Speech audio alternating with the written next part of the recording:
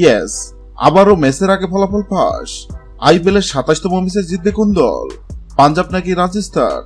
ভবিষ্যৎবাণী করল জ্যোতিষী বিড়াল। আইপিএলের 27তম ম্যাচে জিতবে কে?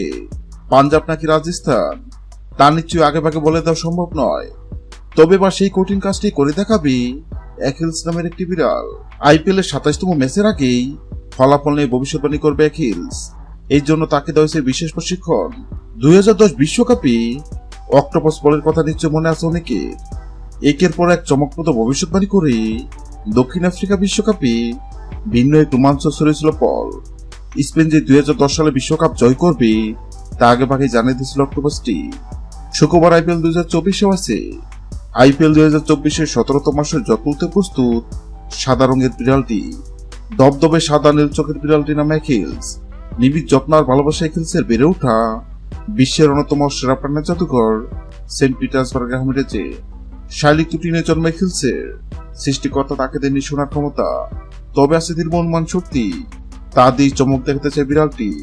কিন্তু কিভাবে? আইপিএলের 27তম ম্যাচ চলাকালীন অ্যাকিলসের সামনে 2 পাত্রে খাবার রাখা হবে। পাত্রের সঙ্গে লাগিয়ে রাখা হবে 2 দেশের পতাকা। অ্যাকিলস যে পাত্রে খাবার খাবে বোঝা যাবে সেদিন ওই ম্যাচে বিজয়ী হবে পাত্রের সঙ্গে রাখা যে দেশের পতাকা আছে দেশটি। গত 22 মাস শুরু হয়েছে আইপিএলের 17তম আসর। আসরের 27তম ম্যাচে কোন দল জিতবে? সেক্ষেত্রে অ্যাকিলস নামক বিড়ালের সামনে রাজস্থান ও পাঞ্জাব নামক 2 পাত্রে খাবার রাখা হয়। অবাক করার বিষয় হলো সবাই ভেবে নিয়েছিল বিড়ালটি হয়তো রাজস্থান নামক পাত্রে খাবার খাবে, কেননা রাজস্থান অনেক শক্তিশালী দল এবং সবাই ধরে নিয়েছে এবার আইপিএলের শিরোপা জিতবে রাজস্থান। কিন্তু সবার ধারণা ভুল প্রমাণ করে অ্যাকিলস নামক বিড়ালটি পাঞ্জাব নামক পাত্র থেকে খাবার খায়। অ্যাকিলস নামক বিড়ালের এমন কাণ্ডে অবাক হয়েছেন অনেকেই, কেননা বর্তমানে পাঞ্জাব দুর্দান্ত ফর্মে আছে।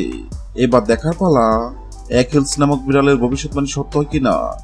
হ্যালো বন্ধুরা, আপনাদের কি মনে হয় আইপিএলের 27তম ম্যাচে পাঞ্জাব কি পারবে রাজস্থানকে হারাতে? অবশ্যই কমেন্ট করে জানাবেন।